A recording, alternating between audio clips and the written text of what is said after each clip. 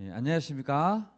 네, 반갑습니다. 네, 오랜만에 뵌 또 얼굴도 있고 너무 반갑습니다. 네, 오늘부터 욥기 말씀을 보게 됐습니다. 11월과 또 12월에 걸쳐서 욥기를 배우게 됩니다. 오늘은 고난을 통해 믿음을 증명하자라는 제목으로 말씀을 나누고자 합니다. 여러분, 성경에서 고난의 대명사, 고난하면 누가 떠오르십니까? 바로 욥입니다. 욥이 떠오릅니다. 욥기는 오늘 저희가 1장을 보고 있는데 총 42장까지 있는 긴 책입니다. 중간에 욥의 친구들이 여러 명이 욥에게 이야기도 하고 있는데, 고난당하는 욥에게 하는 말이 언뜻 보면 맞는 말인 것 같기도 하지만 나중에 욥을 더 힘들게 하는 말이었습니다. 그들은 정답을 말하는 것 같았지만 결국 욥에게 해답을 주지 못했습니다. 무엇보다 욥이 고난당하는 모습은 우리가 보기에 부담스러운 모습이기도 합니다. 그러면 우리는 이 욥의 이야기를 어떻게 받아들여야 될까요?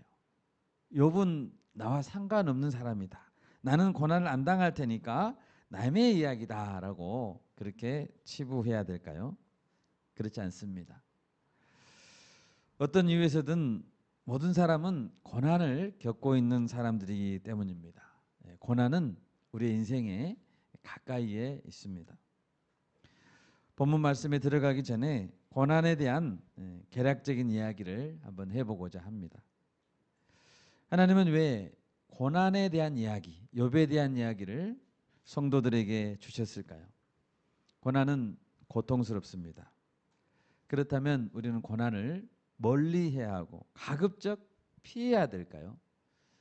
회피하는 것이 정답일까요? 그렇지 않습니다. 성경에서는 고난은 유익한 것이다 라고 말하고 있습니다. 시편 119편 71절에 이런 말씀이 있습니다. 고난 당한 것이 내게 유익이라. 이로 말미암아 내가 주의 율례들을 배우게 되었나이다. 이 시를 쓴 시편 기자는 고난이 그에게 큰 유익이 되었다라고 고백했습니다. 그것 때문에 하나님의 율례를 배우게 되었다라고 했습니다. 반대로 말하자면 그에게 만약 고난이 없었다면 하나님에 대해서 제대로 배울 수 없었다는 것이죠. 신약시대에 와서 사도들은 고난을 어떻게 말하고 있을까요? 유명한 사도 바울을 보면 그의 삶은 적극적으로 고난에 동참하고자 하는 삶이었습니다. 그는 제자인 디모데에게 디모데후서 3장 12절에서 말했습니다. 무릇 그리스도 예수 안에서 경건하게 살고자 하는 자는 박해를 받으리라. 디모데는 결코 박해를 피해서는 안 된다는 것이죠. 성도에게 박해, 고난은 필수적이라는 것을 강조하고 있습니다. 베드로 사도는 어떻습니까?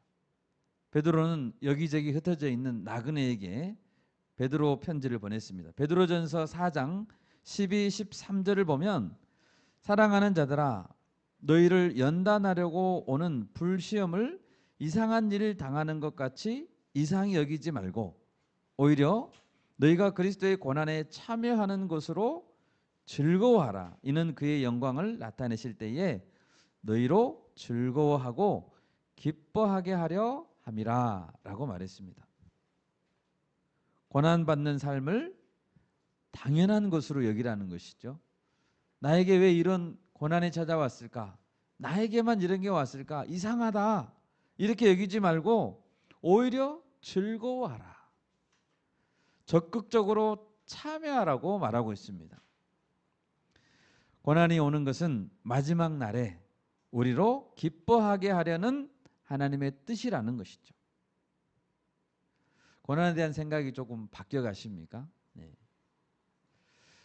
요즘 병의원들 이렇게 보면 과거에는 20, 30년 전만 해도 통증 클리닉이 별로 없었습니다.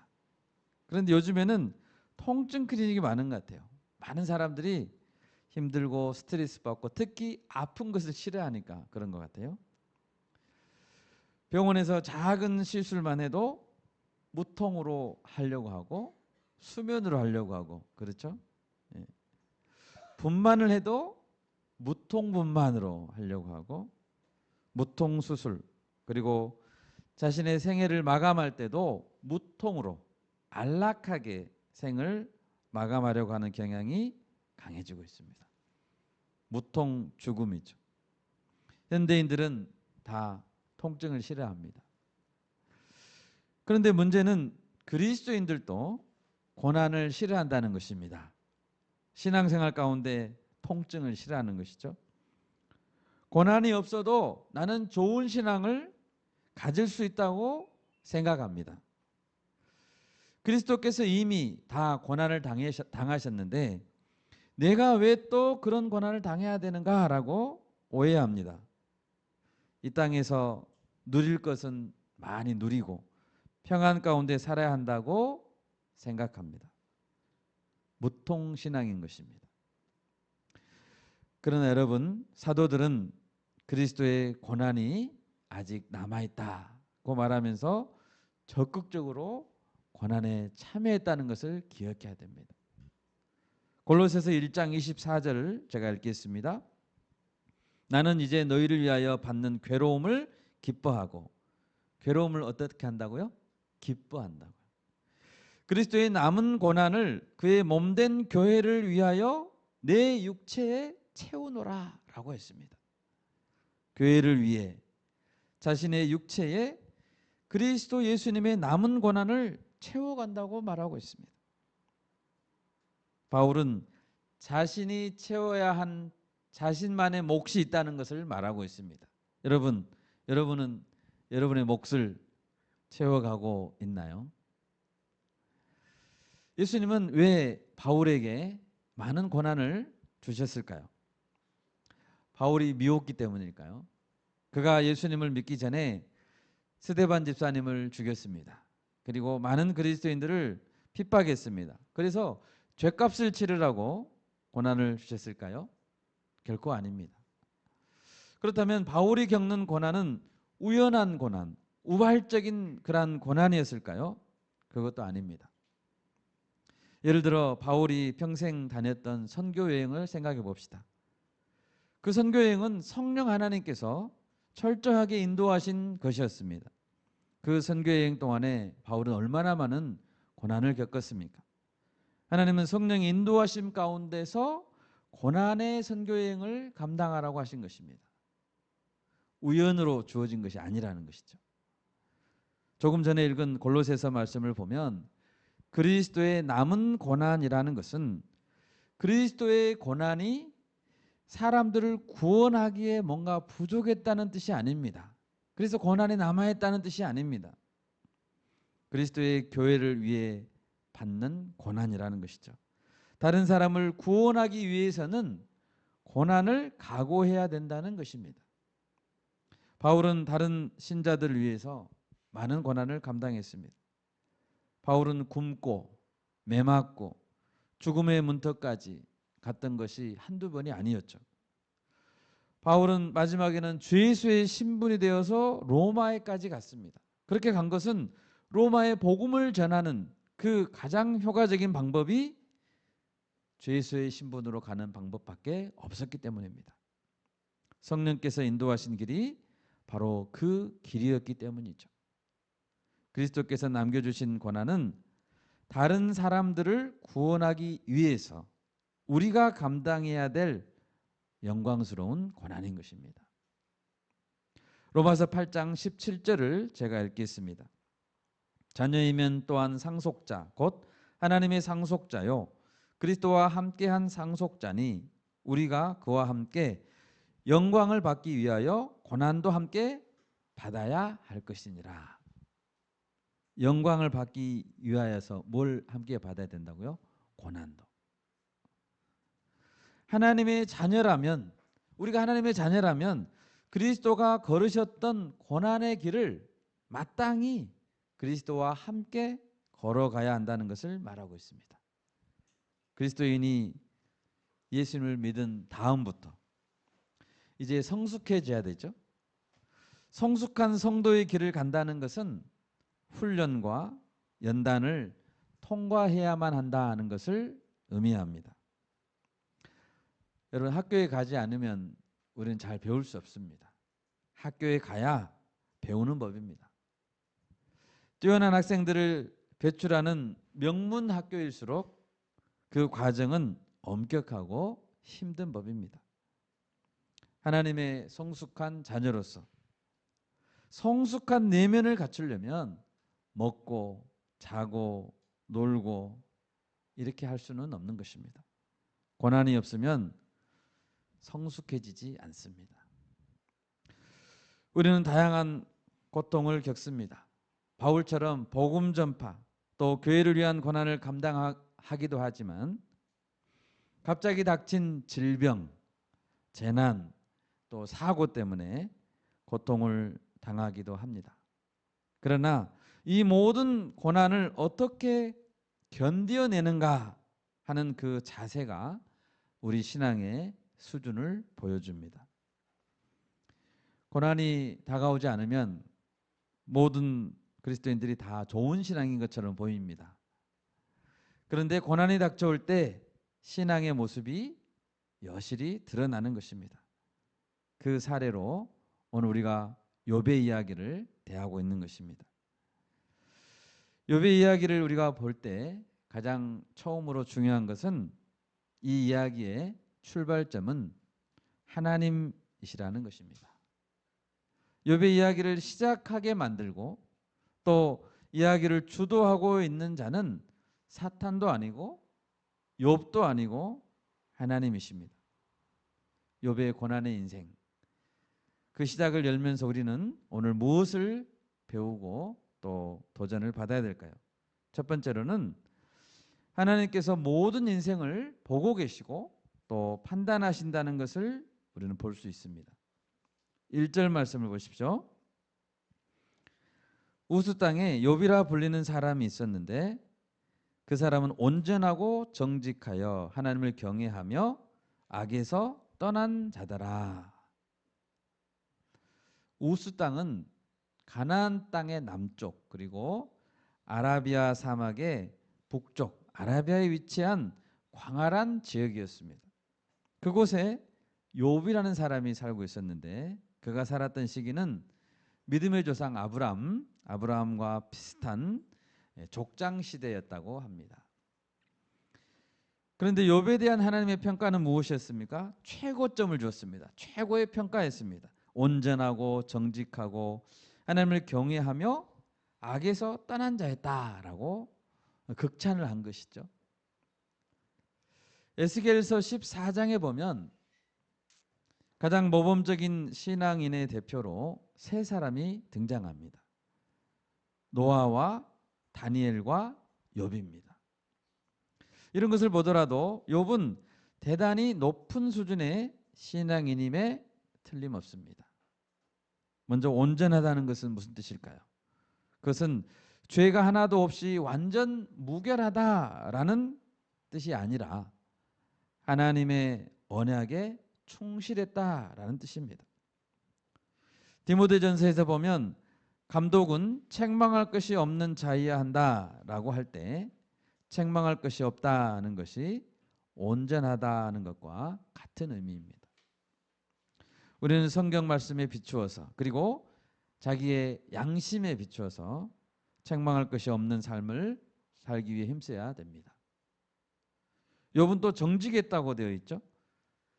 그것은 거짓말을 한 번도 안 했다 이런 뜻이 아니라 하나님과의 관계가 올바른 자였다라는 뜻입니다. 그는 하나님을 경외했습니다. 하나님을 경외했다는 것은 하나님이 싫어하는 것을 하지 않았다라는 뜻입니다. 악을 멀리했다라고 기록되어 있습니다. 여러분, 입으로는 나는 하나님을 경외합니다라고 말하면서 행동으로는 하나님이 싫어하는 것을 하고 있다면 그 사람은 경외하는 자가 아니죠. 창세기 3장에 보면 하와는 하나님을 경외하지 않았습니다. 만약 경외했다면 하나님께서 금하신 것 선악과를 다 먹었을 리가 없습니다. 2절 이하에 보면 하나님은 욥에게 많은 복으로 채워주셨습니다.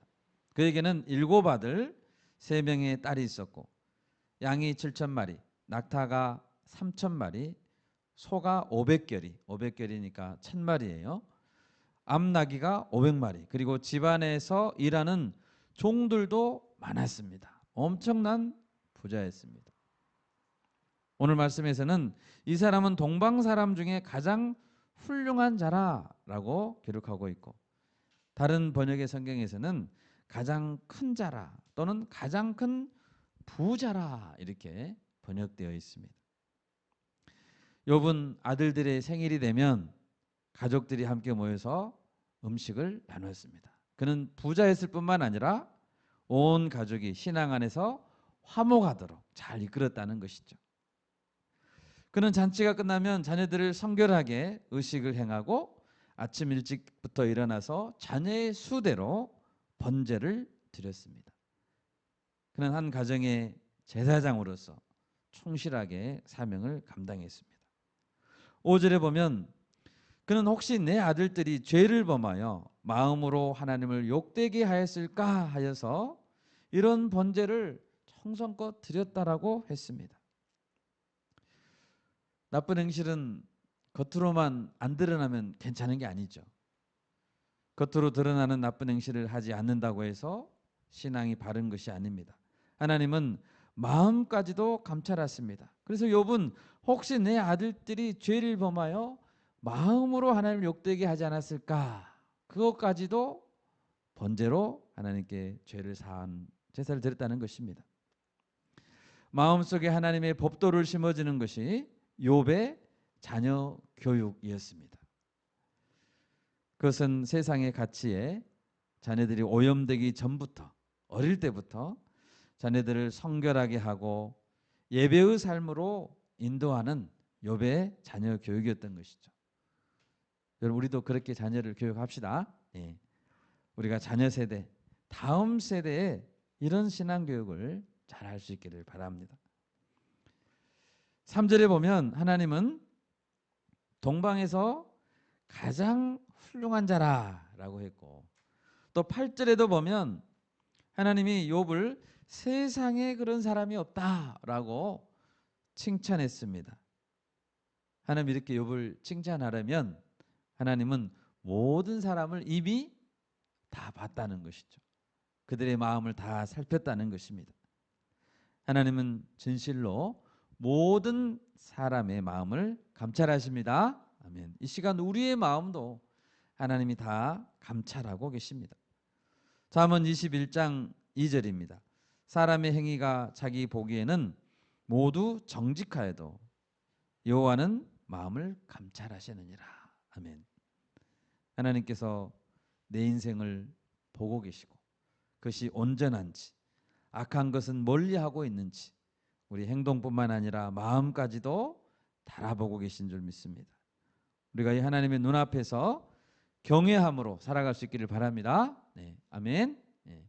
두 번째로, 사탄은 우리의 신앙을 무너뜨리려 한다는 것을 배울 수 있습니다.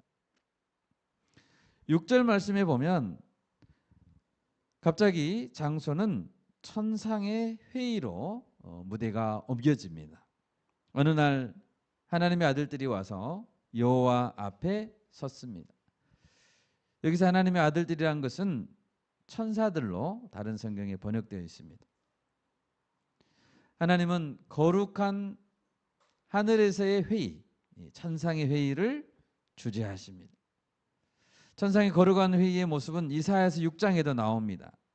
이사야가 환상을 보았는데 주께서 높이 들린 보좌에 앉으셨는데 그의 옷자락은 성전에 가득하였고 스랍들이 모시고 섰는데 각기 6 날개가 있어 날며 거룩하다 거룩하다 거룩하다 만군의 여호와여 하면서 찬양을 했다라고 기록하고 있습니다. 그리고 그때 주님께서, 보좌에 앉으신 주님께서 말씀했습니다. 주께서 이르시되 내가 누구를 보내며 누가 우리를 위하여 갈고, 회의의 주제가 뭐였습니까? 누가 우리를 위하여 가겠는가? 회의의 주제였다는 것이죠. 여러분, 하나님은 높은 보좌에 앉으신 주재자이십니다. 아멘. 모든 영적인 세계 그리고 물질적인 세계를 다스리시는 높은 분이 하나님이십니다. 7절입니다. 하나님은 천사들 가운데 서 있는 사탄에게 물었습니다. 네가 어디서 왔느냐? 사탄이 여호와께 대답하여 이르되 땅을 두루 돌아 여기저기 다녀왔나이다 라고 했습니다. 사탄이 꽤 바빴던 모양이에요. 여기저기 두루두루 돌아서 다녀왔습니다. 사탄은 여러분 무슨 일 때문에 바쁠까요? 사탄이 하는 일이 뭘까요? 사탄이 하는 일은 베드로전서 5장 8절에 나와 있습니다.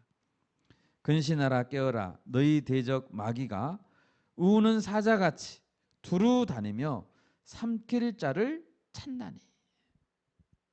사탄은 삼킬 자를 찾아다니느라 바쁩니다. 오늘도 바쁠 거예요. 사탄은 잠시도 쉬지 않습니다. 만약 우리 리더들, 우리 순자님들이 방심하고 있다면 사탄은 양들, 지친 순원들을 삼킬 것입니다. 마귀가 쉬지도 않고 자기를 열심히 하고 있습니다. 우리는 어떻게 해야 될까요? 우리도 열심히 기도하고 우리도 두루두루 다녀야 되겠죠? 사탄이 두루두루 다닌다니까요. 우리도 다니면서 말씀을 먹이고 잃은 양을 찾아내고 살려야 되는 것입니다.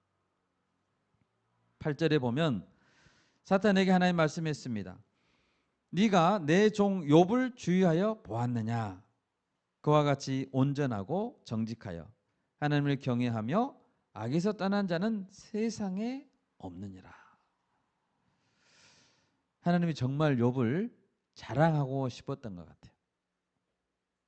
이것을 볼 때 우리는 하나님께서 온전하고 정직하고 하나님을 경외하며 악을 떠난 자녀들을 얼마나 기뻐하시는가 알 수 있습니다.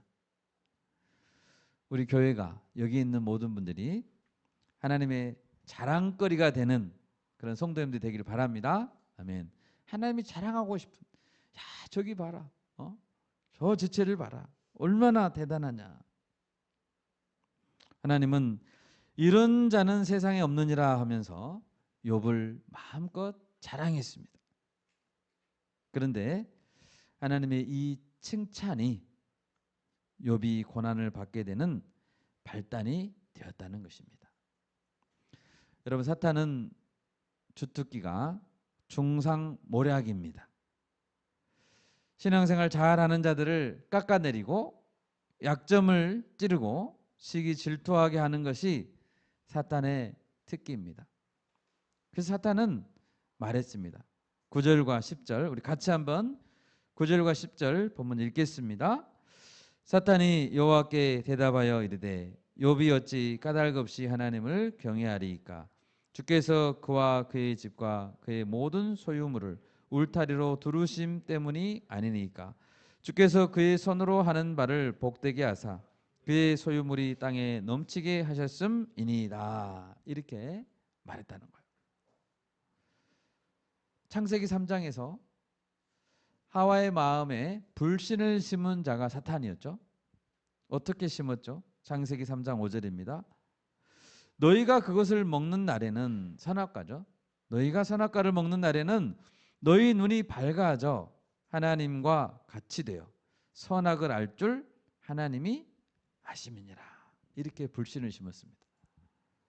어찌 까닭 없이 선악과를 못 먹게 하겠냐? 너희가 하나님같이 되지 않게 하려고 일부러 그러신 거야. 하나님이 싫어하셔서 그러셨어. 이렇게 불신을 심은 거예요.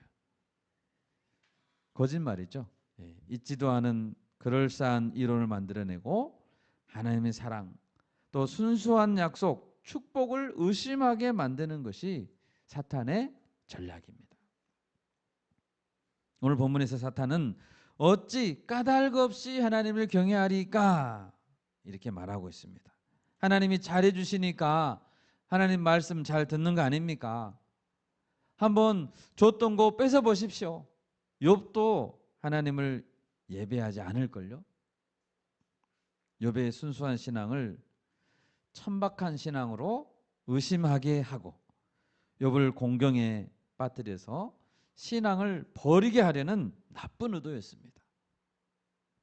사탄은 하나님께 한 가지 제안을 했습니다. 11절입니다. 이제 주의 손을 펴서 그의 모든 소유물을 치소서. 그리하시면 틀림없이 주를 향하여 욕하지 않겠나이까. 사탄은 틀림없이 욕할 것입니다 하고 장담했죠. 사탄은 욥의 무너짐을 예측하고 하나님을 향하여 욕하는 것을 예측하고 있습니다. 사탄의 희망사항이죠. 사탄이 여러분 얼마나 나쁜 존재입니까? 사탄의 목표는 성도를 무너뜨리는 거예요. 여러분 절대로 속으면 안 되겠죠? 네. 요한복음 10장 10절에서 예수님 말씀하셨습니다. 도둑이 오는 것은 도둑질하고 죽이고 멸망시키려는 것뿐이요 내가 온 것은 양으로 생명을 얻게 하고 더 풍성히 얻게 하려는 것이라. 사탄이 오는 것은 도둑질하고 죽이고 멸망시키려는 것뿐이래요. 다른 의도는 없어요. 조금도 우리에게 이득이 되는 건 없습니다. 우리가 사탄의 계략에 속지 않기를 바랍니다. 겉으로 보면 나를 위해 주는 것처럼 보여요. 좋은 것처럼 보여요. 그렇지만 절대로 좋은 것을 주지 않습니다. 하나님은 우리를 위해서 생명을 얻게 하고 더 풍성히 얻게 하라는 것이지만 사탄은 멸망시키려는 것뿐입니다. 속지 말기를 바랍니다.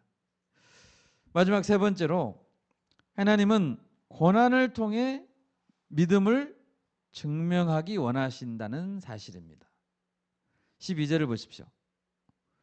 여호와께서 사탄에게 이르시되 내가 그의 소유물을 다 네 손에 맡기노라. 다만 그의 몸에는 네 손을 대지 말지니라. 사탄이 곧 여호와 앞에서 물러가니라. 하나님은 사탄의 제안이 나쁜 의도인 것을 아십니다. 아셨지만 사탄의 생각이 잘못된 것임을 입증하시려고 기꺼이 사탄의 제안을 수락했습니다.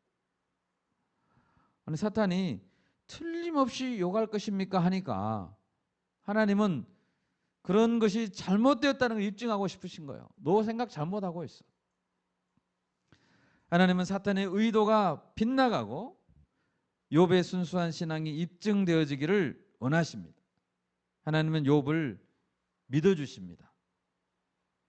욥의 신앙이 순수하고 고결하다는 것이 입증된다면 하나님의 자랑이 진짜 맞은 자랑, 더 기쁜 자랑이 되고 욥도 그런 오해를 말끔히 씻을 수 있기 때문입니다.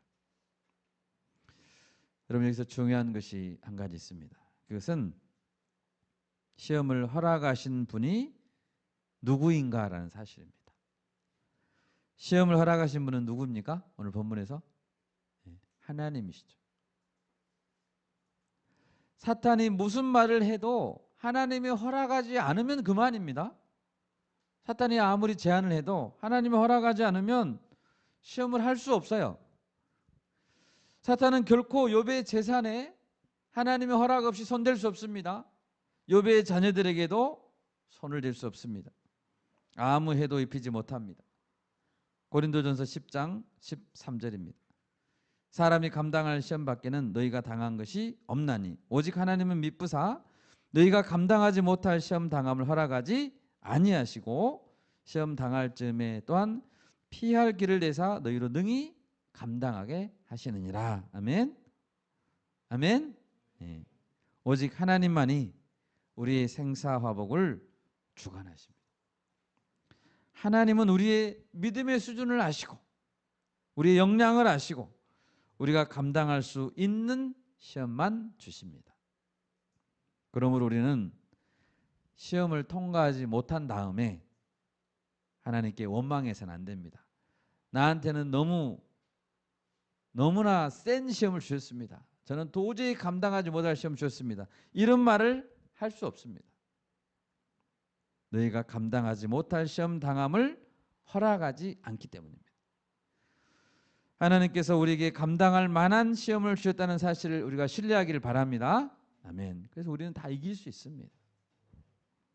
여러분, 하나님께서 사탄에게 욥의 시험을 허락하셨는데 만약에 욥이 고난 때문에 신앙이 무너져 버리고 하나님을 욕하게 된다면 하나님과 사탄과 욥 이 셋 중에서 가장 큰 손해를 보는 쪽이 어느 쪽일까요?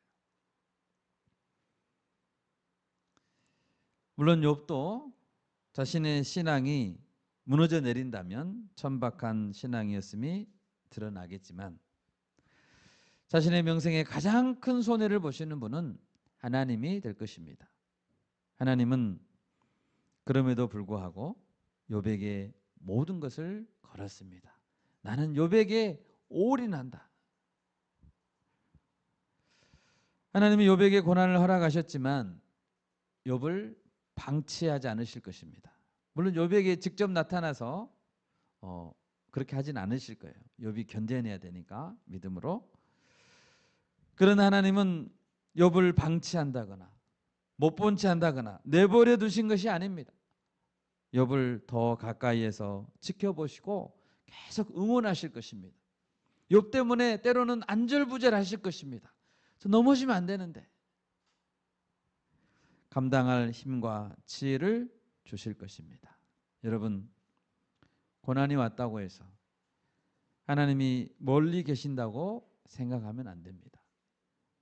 하나님은 우리가 고난받을 때 가장 가까이 계십니다. 하나님은 우리를 위해 모든 것을 걸었습니다. 올인했습니다. 무엇까지 걸었습니까? 자신의 사랑하는 독생자 예수 그리스도의 생명까지 다 내어주셨습니다. 하나님 당신이 가지신 모든 것을 우리를 위해 다 내어주셨습니다. 그리고 믿음으로 우리가 살기를 승리하기를 응원하고 계십니다. 하나님 우리가 순수한 신앙을 입증하는 삶을 살기를 원하십니다. 여러분 우리가 좋아하는 모세의 이야기 마지막으로 한번 보겠습니다. 히브리서 11장 같이 한번 볼까요? 히브리서 11장 24절에서 26절 말씀 같이 한번 읽겠습니다. 히브리서 11장 24절에서 26절 말씀 같이 읽겠습니다. 믿음으로 모세는 장성하여 바로의 공주의 아들이라 칭함받기를 거절하고 도리어 하나님의 백성과 함께 고난받기를 잠시 죄악의 낙을 누리는 것보다 더 좋아하고 그리스도를 위하여 받는 수모를 애굽의 모든 보화보다 더 큰 재물로 여겼으니 이는 상주심을 바라봄이라. 아멘. 여러분께 묻습니다. 바로의 공주의 아들, 왕자로서의 삶이죠. 왕자, 이집트 왕자입니다. 왕자로서의 삶. 아니면 나그네와 같은 떠돌이 집단의 지도자. 여러분 어느 것을 택하시겠습니까? 애굽의 모든 보화를 누리는 삶. 반대는 척박한 광야의 삶. 그러나 하나님이 함께 계시죠. 우리는 어느 것을 택해야 됩니까? 모세는 하나님의 백성과 함께 고난받는 것을 택했습니다. 고난을 택한 것이죠. 그리스도를 위하여 받는 수모를 애굽의 모든 보화보다 더 큰 재물이라고 여겼습니다. 수모를 재물로 여겼습니다. 아멘? 네, 아멘. 이는 하나님의 상주심을 바라보았기 때문입니다. 이제 말씀을 맺고자 합니다. 여러분 하나님은 축복도 주시고 고난도 주십니다. 모든 것의 주권자이십니다. 하나님 우리로 하여금 이 땅이 아닌 천국이 진정한 소망이라는 사실을 우리가 증명해내기를 원하고 계십니다. 어떻게 증명할 수 있을까요? 우리가 이 땅에서 물질과 명예의 대가가 없어도 끝까지 하나님을 따른다는 것을 보이면 됩니다. 우리가 이 땅에서의 번영과 성공 때문에 그것을 붙잡으면 사는 것이 아니라, 아멘? 예. 믿음으로 천국 번영을 바라보며 사는 것이라는 것을 보이면 됩니다. 그렇게 할 때 하나님이 계심을 온 세상이 볼 것이고 천국이 있음을 믿게 될 것입니다. 우리가 이런 삶을 적극적으로 감당할 수 있기를 바랍니다. 네, 아멘.